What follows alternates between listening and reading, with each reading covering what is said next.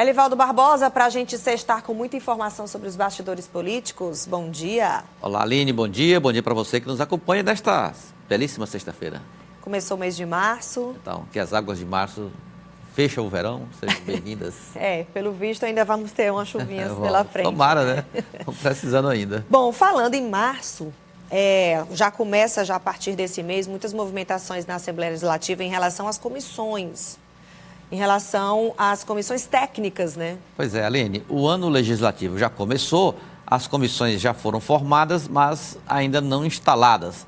Até instaladas, mas não se reuniram ainda para começar a deliberar, ou seja, analisar as matérias que tramitam na casa. E existe uma que vai exigir uma posição da Assembleia ou uma autorização, não vai ter problema nenhum, uma autorização já agora, na próxima semana, uma autorização de uma viagem ao exterior do governador Rafael Fonteles, uma comitiva dele que vai percorrer países da Ásia, Austrália, China e Singapura.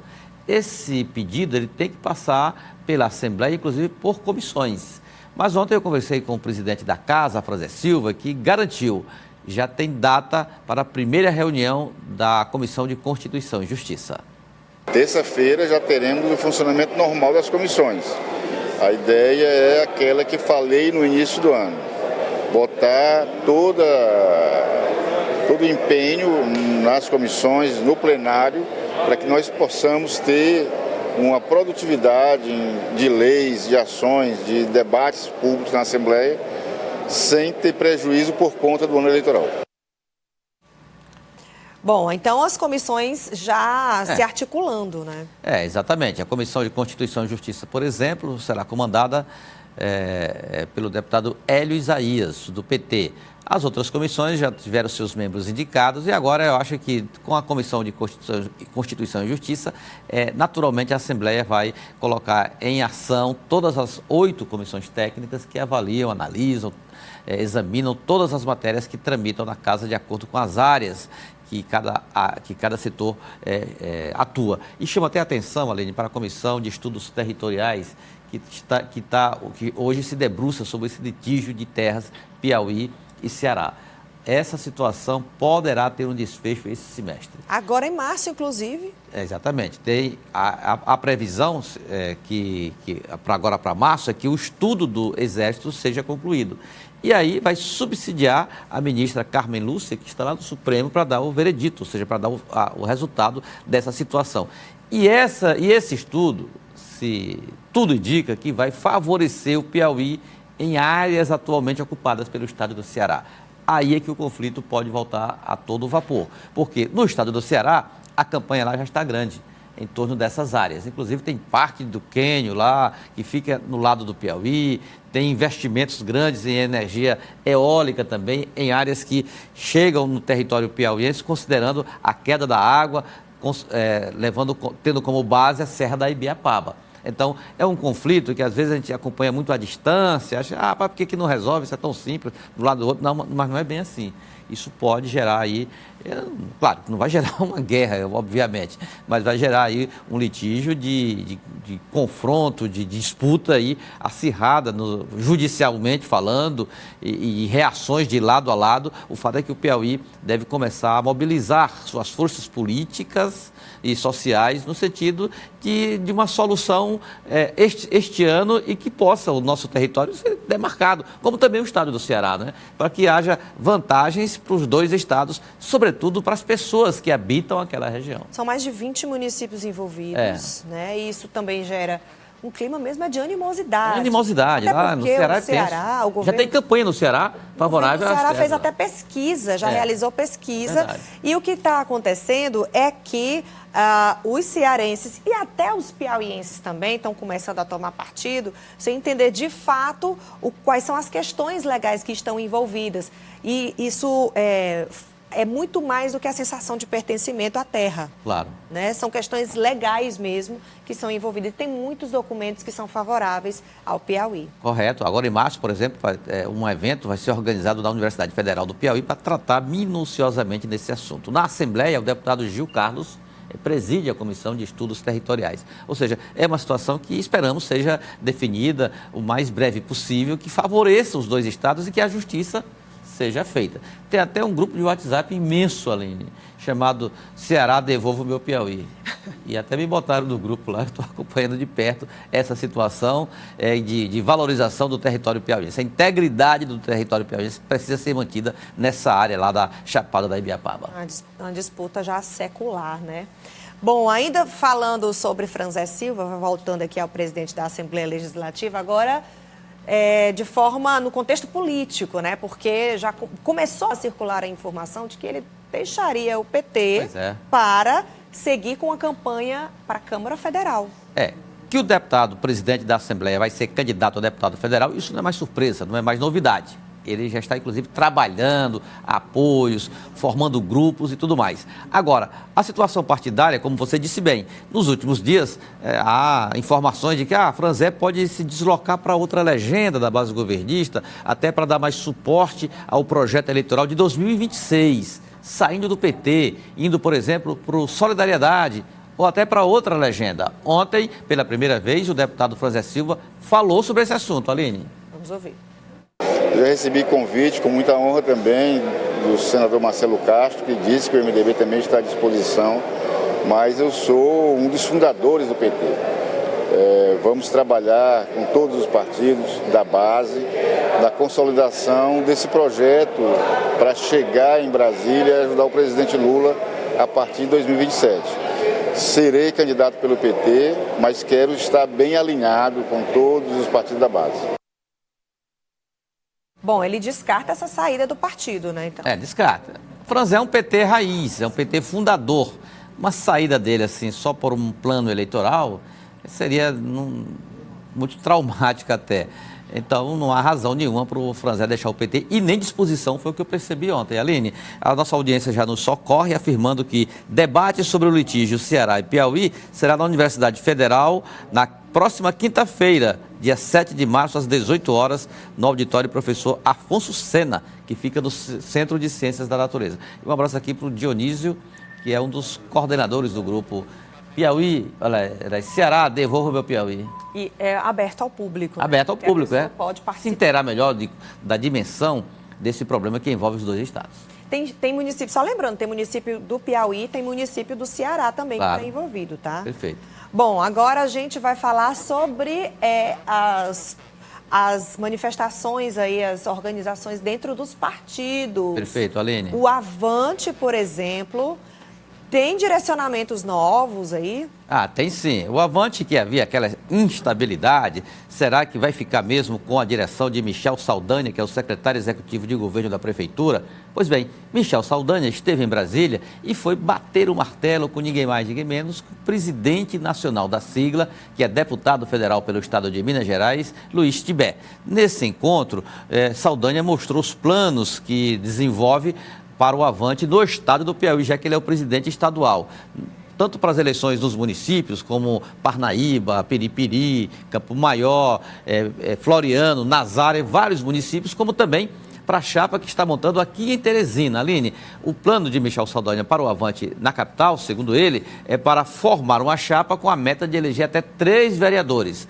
Sobre filiação do prefeito, Saldanha é bem claro, olha, isso vai depender da situação do prefeito no Republicanos, mas o Avante está de portas abertas, caso seja esse o interesse e o projeto do prefeito em busca de uma legenda para disputar a reeleição. Mas o que a foto demonstrou é que Saldanha está bem na relação com a direção nacional do partido, ou seja, mesmo sendo uma comissão provisória, parece que ela tem uma duração que garanta a estabilidade, pelo menos no ano de 2024, que é o ano da eleição.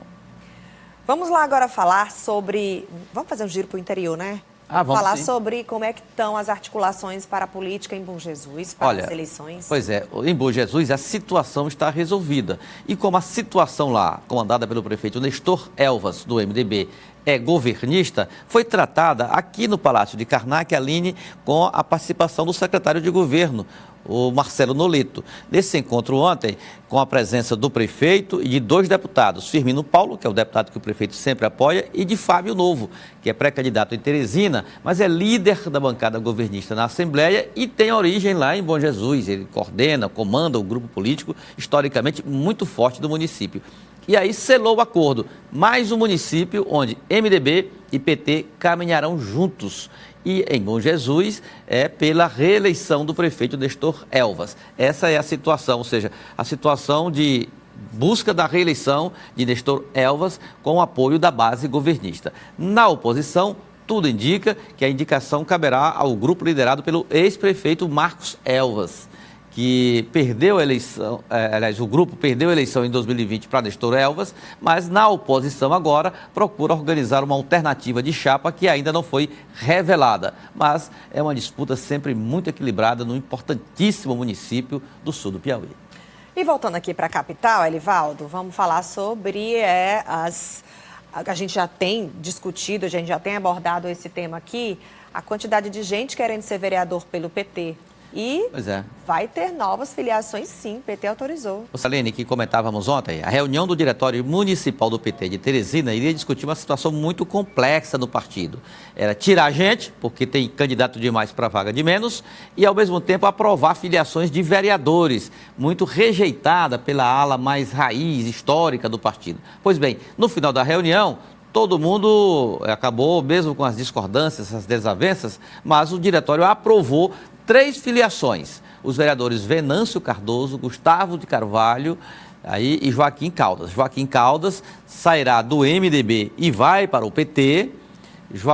E os 2 outros, Venâncio Cardoso, sairá do PSDB e vai para o PT, e Gustavo de Carvalho, que foi eleito em 2020 pelo PT, também migra, aliás, pelo PSDB, melhor dizendo, vai migrar para o PT. Essas filiações foram aprovadas já com data para a filiação. Aline, será no dia 7. Agora, na abertura da chamada janela legal, para que vereadores que estão no mandato possam trocar de partido sem nenhum comprometimento dos seus mandatos. Ou seja, é a possibilidade que a lei garante. Então, os 3 vereadores reforçarão a bancada do PT, que dobrará. Já agora, a partir de março, sairá de 3 para 6 vereadores. E a novidade dessa reunião, repassada pelo vereador Edilberto Borges, o Dudu do PT, é que mais uma filiação pode acontecer, só que dentro da federação. A vereadora Poliana Rocha, segundo o Dudu, tem uma conversa muito avançada com os petistas para trocar o PV pelo PT. Aí eu perguntei, mas, com perdão da palavra, não é trocar 6 por meia dúzia? Porque estão ali no mesmo... A federação é como se fosse um partido só. Vai sair de uma legenda? Não. A razão é a discordância de Poliana em relação à pré-candidatura da ex-deputada Tereza Brito. É que Poliana Rocha já comanda uma parte do PV que abraçou a pré-candidatura de Fábio Novo. E ela se sente desconfortável no partido, enfrentando esse debate interno. Então, para ela, a situação está resolvida. E para enfrentar esse dissabor, ela prefere deixar o partido. Essa é a informação prestada pelo vereador Edilberto Borges, que não será surpresa se Poliana Rocha assinar a ficha de filiação ao PT também no dia 7 de março. Elivaldo, já que a gente já está falando aqui sobre filiações, olha, a partir deste 7 de março, como a gente tem lembrado aqui, vai começar a janela partidária, né? Então, segundo a legislação eleitoral vigente, é quando os vereadores vão poder trocar realmente de partido para concorrer às eleições de outubro sem perder o mandato. Então, a gente vai ao vivo para falar com a repórter Nájila Fernandes, que está no TRE, para explicar mais para a gente sobre essa regra. Nájila, com você. Aline, Elivaldo, bom dia a vocês, bom dia novamente a todos que estão acompanhando Notícia da Manhã. É como o Elivaldo acabou de destacar, essa mudança, Aline, ela é garantida por lei, mas ela precisa acontecer dentro do prazo determinado. E aí a gente sabe que algumas dúvidas, todos os anos que tem eleição, acabam acontecendo. Então, é importante esclarecer não só o prazo, mas também quem pode, quem não pode e outras dúvidas que possam surgir. Para isso, eu vou conversar agora com José Siqueira Filho. Ele está aqui ao meu lado. Ele é analista judiciário do Tribunal Regional Eleitoral do Estado. Muito bom dia para o senhor. Lá no estúdio, Elivaldo Barbosa, junto com a Aline, discutem agora essa questão da janela partidária. A partir da próxima quinta-feira, dia 7, já começa a contar o prazo para que os parlamentares que queiram possam mudar de partido sem perder o mandato? Bom dia a todos. A janela partidária é um tema vinculado à fidelidade partidária. Significa dizer que todo candidato que pretenda disputar um cargo majoritário ou proporcional, ele terá que estar com a filiação em determinado partido político. qual o prazo mínimo de filiação no partido político para que o pretenso candidato possa concorrer às eleições? 6 meses. A partir daí, numa, digamos assim, arrumação partidária, a legislação estabeleceu um prazo mínimo de janela partidária. Significa dizer 30 dias antes desse prazo de filiação. Significa dizer que do dia 7 de março a 5 de abril, os parlamentares que sejam detentores de mandato para estas eleições, eleições proporcionais, ou seja, vereadores, eles poderão livremente mudar de partido sem serem apenados com a perda de mandato eletivo. Esse prazo ele vale só para parlamentares ou vale também para executivo? Esse prazo é específico para parlamentares, específico para vereadores. Agora, quais são, eu acabei de falar que dúvidas existem em anos de eleições, inclusive o prazo é sempre muito bem observado para que eles não possam perder essa data, mas quais são os erros mais comuns quando a gente se refere à janela partidária, além do prazo? A questão, quando se fala de janela partidária, é vinculado, como eu já disse antes, à fidelidade partidária e à filiação partidária. Como eu disse, qualquer candidato que pretenda concorrer às eleições, ele terá que estar com prazo mínimo de filiação partidária de 6 meses no partido para o qual ele pretenda concorrer. É muito comum os candidatos deixarem de fazer a filiação partidária nesse prazo limite, ou seja, terão que ter no mínimo 6 meses de filiação partidária naquele partido que ele pretenda disputar as eleições. Ok, muito obrigada pelas informações, um ótimo dia para o senhor. Está aí, não é? Para quem não sabia, é comum, como disse aqui o analista judiciário do TRE, José Filho, alguns candidatos perderem esse prazo. Lembrando mais uma vez, começa a partir da próxima quinta-feira, dia 7 de março, e vai até o dia 5 de abril. Aline. Obrigada, Nájila. Trazer para a gente essas informações. É isso, Elivaldo, tem que ficar de olho nesse calendário, né? É um calendário importante. É uma fase importante do calendário eleitoral. Como explicou o analista José Filho, didaticamente, a janela partidária vale para vereadores. Aí, por exemplo, deputados. Vamos citar um caso bem real. O deputado Jeová Alencar, pré-candidato a prefeito de Teresina pelo Republicanos. Ele pode mudar de partido se o partido ficar com o doutor Pessoa. Bom, por esse critério, não. Ele pode até mudar de partido, mas não pela janela partidária, porque a janela partidária só alcança o âmbito das eleições municipais. A janela para Jeová Alencar será aberta só em 2026, em março de 2026. O caso de uma possível mudança de Jeová teria que ser outro critério que depende da brecha legal para que ele possa fazer isso, caso não seja possível a candidatura pelo Republicanos. Elivaldo, bom fim de semana. É isso, Aline. Bom final de semana. A gente se vê segunda-feira, né? Até segunda, com fé em Deus. Até lá.